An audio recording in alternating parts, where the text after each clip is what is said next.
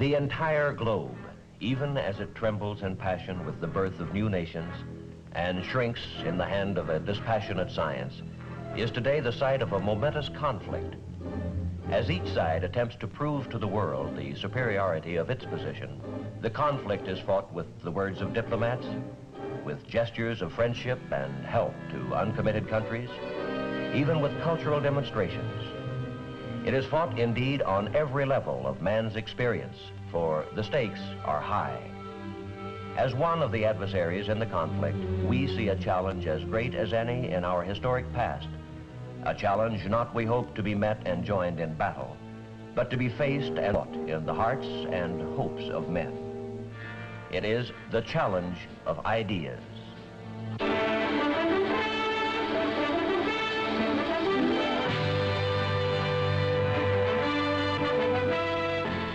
I am Edward R. Murrow.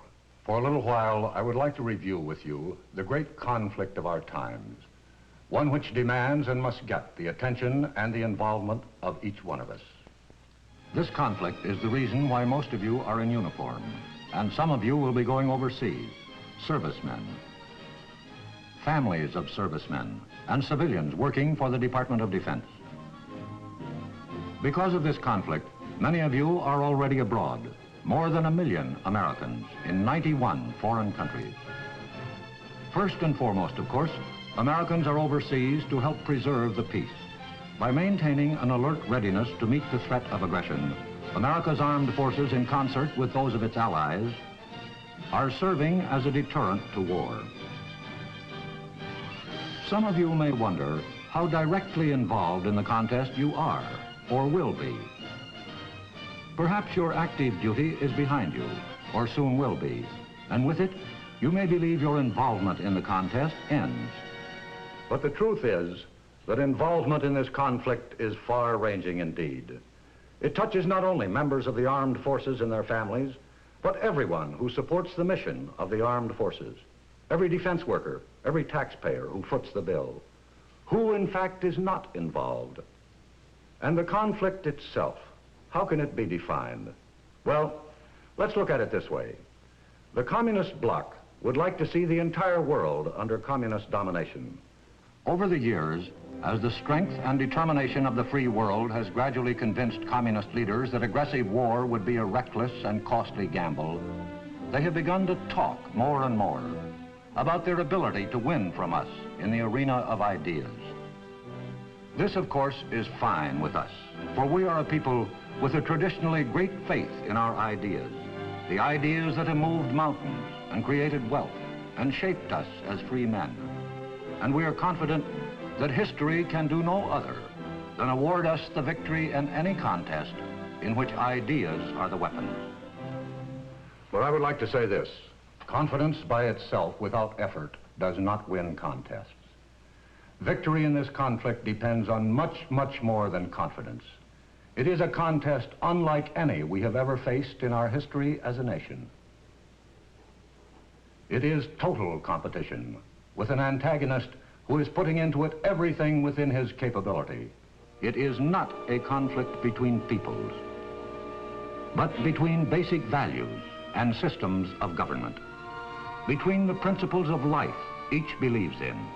When we talk of these conflicting values, we are obliged to speak of that special quality which we call, for want of a better phrase, individual liberty.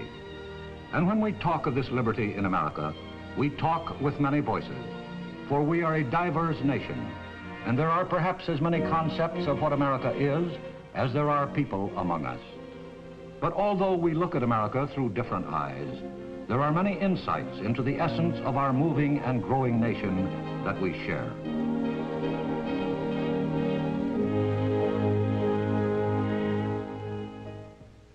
I'm John Wayne. Is there any better or equal hope in the world, Lincoln asked, than the ultimate justice of the people? We Americans believe there is not. The stonework of our national life is made of this belief. We believe in many things, but this belief that man is a responsible being bears out our own unique stamp as a nation. As a people, we are active and often noisy. We are industrious, oftentimes to the bafflement of ourselves and our friends. We relax as hard as we work.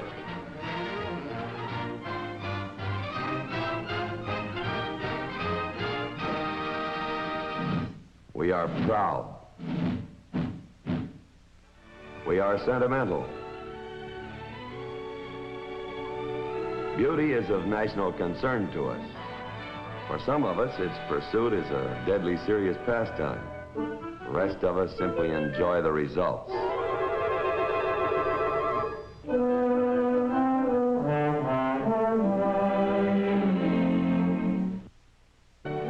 Some of our national spirit shows up in the monuments we erect, the large ones and the small ones.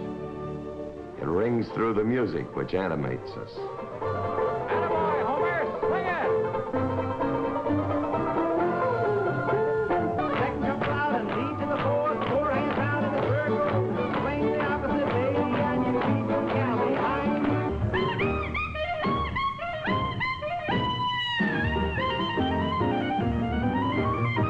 Jerry dodged that bullet and he stomped the deck. Stomped my balls till I wanted to scream. Should have killed him cause he's so darn mean. We're gonna rock around the clock tonight. Rock, rock, rock to broad daylight. We're gonna rock around the clock tonight. My eyes have seen the glory of the coming of the Lord. He is traveling out the village where the grapes of wrath are stored.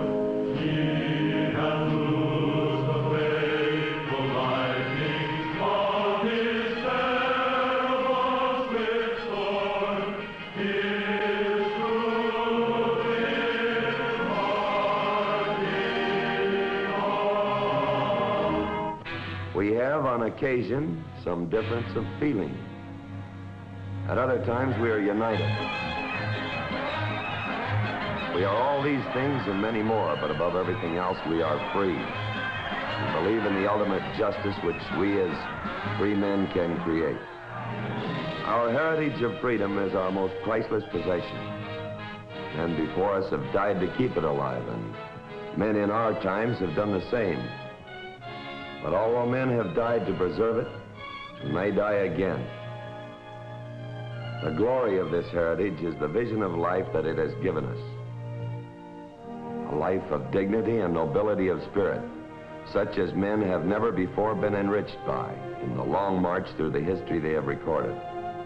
There is a phrase which recurs in our national documents, the literature of our story as a people, which points to the source of our belief in individual freedom, and defines perhaps better than any other the nub of the conflict between the opposing systems of values which sweep the world today.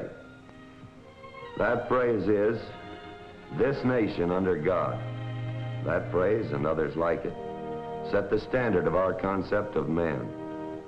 As a creature of God, man is a being with dignity and conscience, with the ability to determine right from wrong and the obligation to act on that right. From this belief in man as a responsible being flow the beliefs in his other qualifications which we accept, usually even without bothering to think about them, as parts of that vague condition which we call the American way. His ability, indeed his right to explore the truth in all things, his ability to govern himself, and his ability to handle his own economic problems.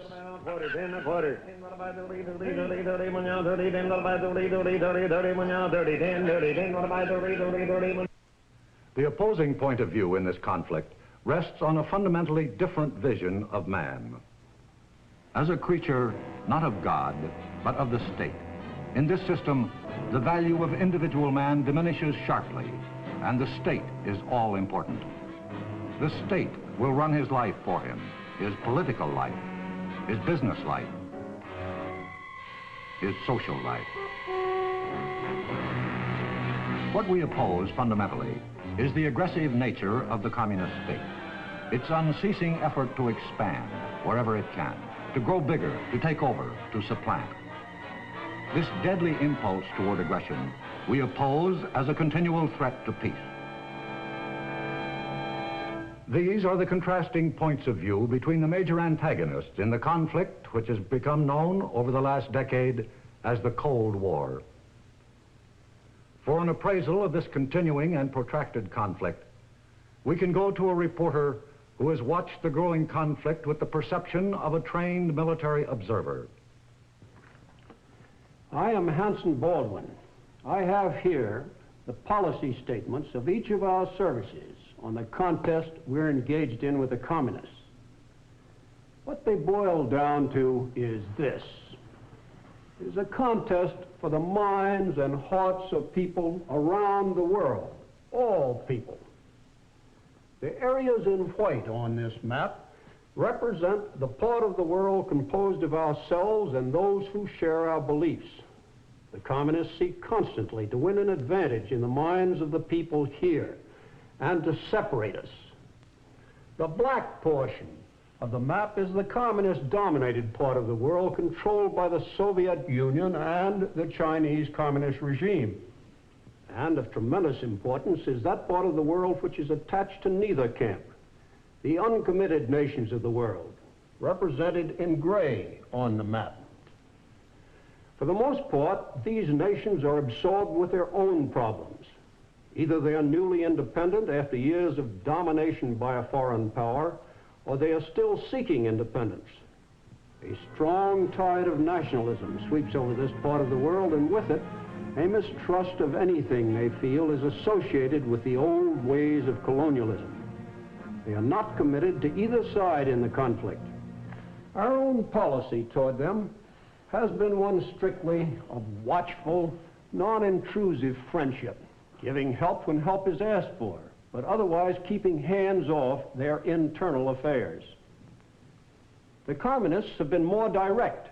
Their local party members have not hesitated to exploit to their own advantage the passions that smolder in these new states and to identify themselves in the minds of the people there whenever possible with anti-colonialism and us with its opposite.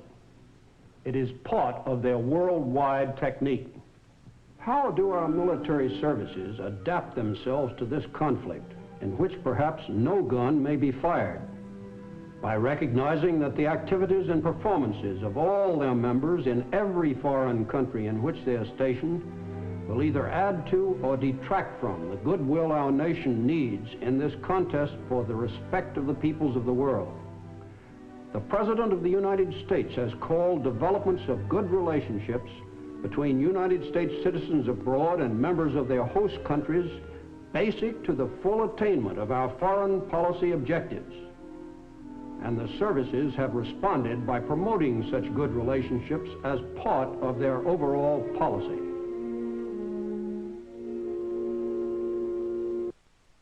The communists initiated the Cold War for the same reason they would have started a hot war had that been feasible, or would now, should they ever decide that the free world was weak enough for them to risk it. Whatever the degree of tension they create, it is a substitute for hot war, another means of achieving their end. And their end, of course, is world conquest, short of war if possible. World conquest by actions short of war. Actions that are political, economic, and ideological. How do the communists apply these three methods? First, we will consider the political method and the techniques the communists use when they attempt to acquire their objectives in this way. We would do well to consider the success the communists have had by using the political method alone. As you will see from the black area on this map, they have expanded between 1940 and 1954, took over 15 countries, totaling 714 million people.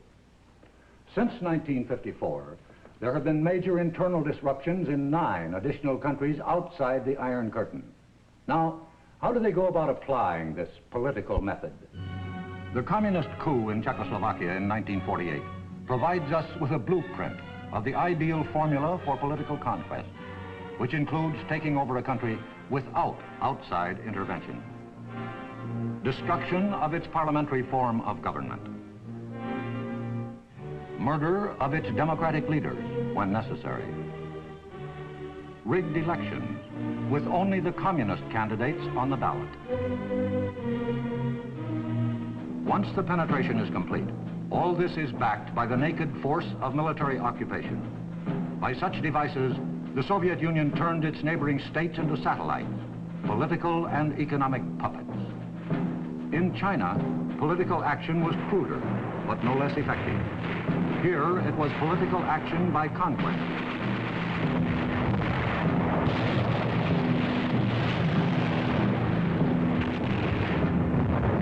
And so overwhelming has this political conquest been that the communists have been able to propel Red China to a position of major influence in the Eastern world. The political force method includes the suppression of freedom in a country already under communist control, without outside interference. Inside the Iron Curtain, there were revolutions without help from the outside. In East Germany in 1953, Poland in 1956, Hungary in the same year, and Tibet in 1959, all of them brutally suppressed. And finally, there is the International Communist Party, dedicated to the subversion and overthrow of every still free government.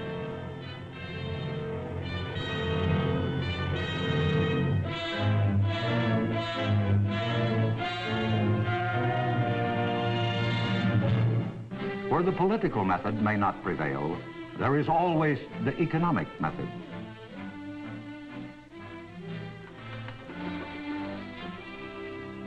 I'm Frank McGee. Let's consider for a moment this matter of the communist use of economic methods to achieve conquest and how it's done. The present masters of the Soviet Union have said to us, peaceful coexistence until we bury you. They propose to officiate at our interment by catching up with us industrially and then surpassing us. They're working hard at it. Today, the 200 million inhabitants of the Soviet state bend their backs and their talents to the Kremlin's will. And Sputnik and Sputnik's successors have proved conclusively enough the USSR's proficiency in the area of technical ability. Throughout the vast stretches of this empire, you find new industrial cities, plants, assembly lines, the most modern equipment. Soviet products of every description awaiting delivery and reaching industrially backward areas of the non-communist world. Teams of Russian technicians are available to operate this machine. This is economic penetration, paving the way for political takeover. The hand of Soviet friendship, which usually precedes an attempt at economic penetration, has been reaching into every part of the world which shows the slightest inclination to receive it. Recently, we've seen it extend into our own hemisphere, into turbulent Cuba, where it was embraced as a triumph of Soviet policy. A few statistics will demonstrate how serious this threat is becoming to the free world. Of the entire annual Soviet economic capability, their gross national product, 70%, or it may run as high as 80%, is devoted to the area of heavy industry. The U.S. and free world share of gross national product devoted to the same area is certainly not much more than 20%. In terms of volume applied to this area of gross national product, the Soviet Union is beginning to surge ahead. Finally, the communists attempt ideological penetration. Perhaps their strongest efforts go into this kind of penetration into the free world. Before we talk about ideological penetration itself, let's take a look at the reasons why this form of penetration is so important to the communists. For one thing, communist aggression has alarmed many free nations and produced their united will to resist. These nations have implemented their will to resist all other forms of Soviet penetration through a number of trade agreements.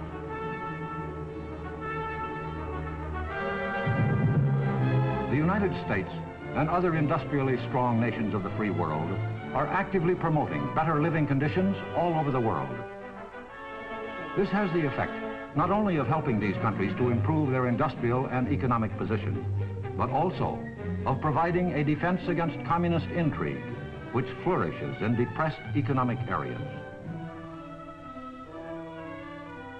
The military potential of the free world has been revived by such mutual defense pacts as the North Atlantic Treaty Organization in Europe, the Southeast Asia Treaty Organization to counter aggression in this part of the world, the ANZUS Treaty, and the Rio Treaty to provide hemisphere defense. All over the world, our allies are now setting up their own defense bases with the technical know-how to operate them. This kind of military help by us is not by any means a one-sided operation. The nations involved contribute as heavily as they can. No less valuable are the morale and friendly relations being generated between servicemen of all the participating countries in joint training programs, demonstrating their respective skills to each other. They crossed the language barrier to comradeship. This banding together by nations with a common purpose has produced strength not only in the military and economic fields, but in the moral, spiritual values as well. At a meeting of the NATO Atlantic Congress in 1959, a statement was adopted which called attention to the moral unity binding the member nations. This document recognizes respect for human dignity as the inalienable basis of civilization. Among the fundamental rights of man specifically named are respect for the sanctity of human life, the right to freedom of speech, of conscience and religion, of opinion and belief, the right of every man to work and to receive his just reward, the right of the family to stability, and the right of parents over their children and their education. In all these ways, economically, militarily, morally, the world outside the communist orbit slowly draws itself together. The practical communists appraise this consolidation of free world defenses. It confronts them with a serious deterrence to their world ambitions. Hence, they must destroy Allied unity, or at least weaken it. How? Well, here we return to the subject of ideological penetration.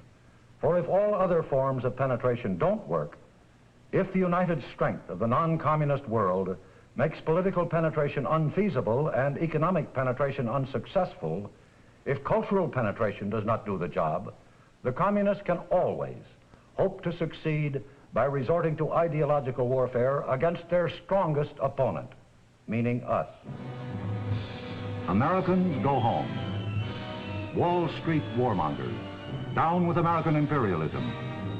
Peace, yes, peace, their propaganda screams. On communist terms, naturally.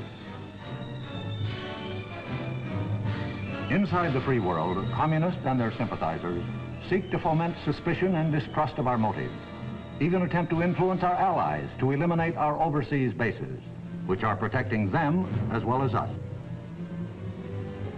Their mediums of mass communication are tireless in vilifying us as a nation and as individuals, such as depicting you as a brute and a ravager.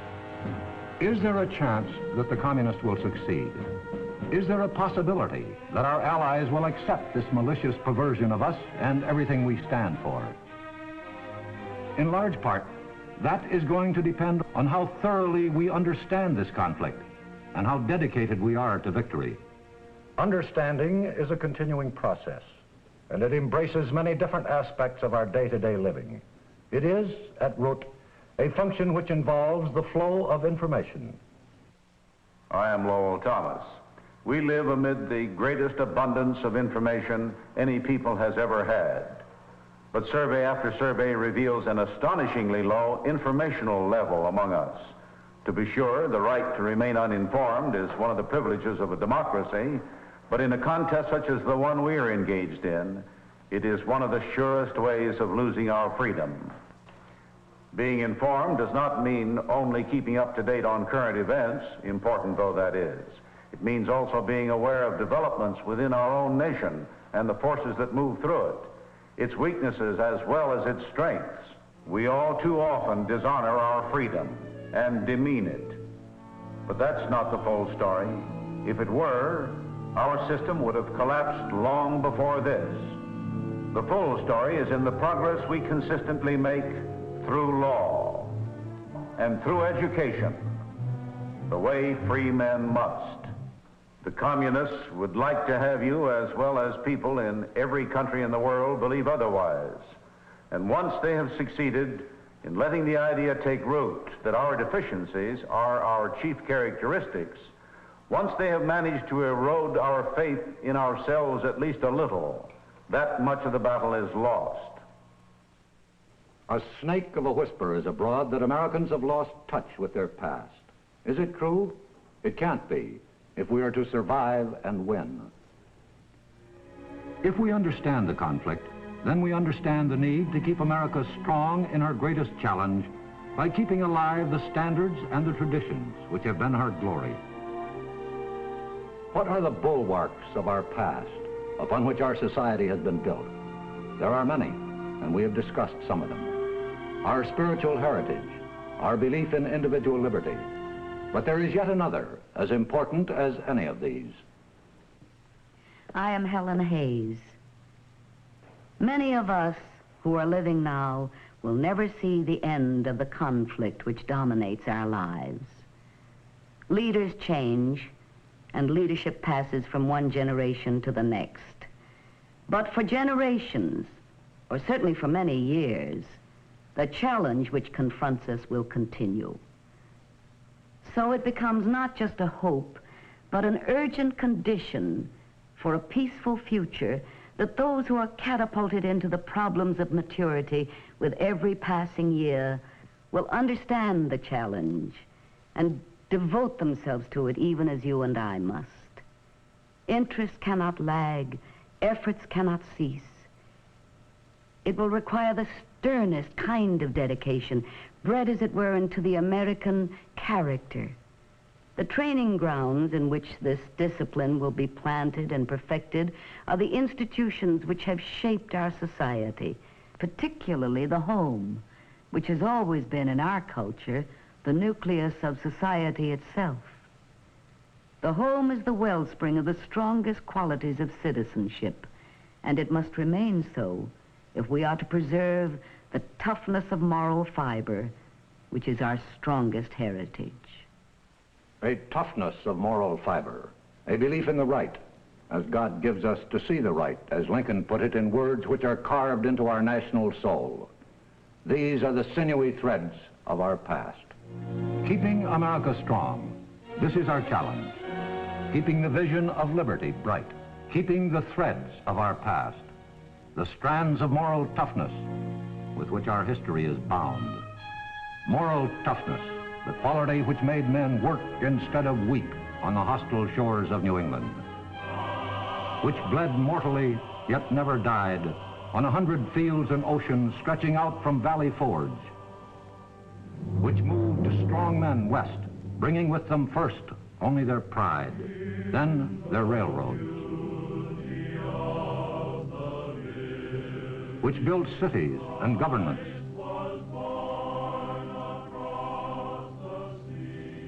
and created wealth, and above all, made freedom the birthright of every man. That quality must still live within us, for without it, we are surely lost. And it will live, so long as we keep faith in our future and faith in our past. This is the challenge, as compelling, as severe, as crucial as Americans in any age have ever faced.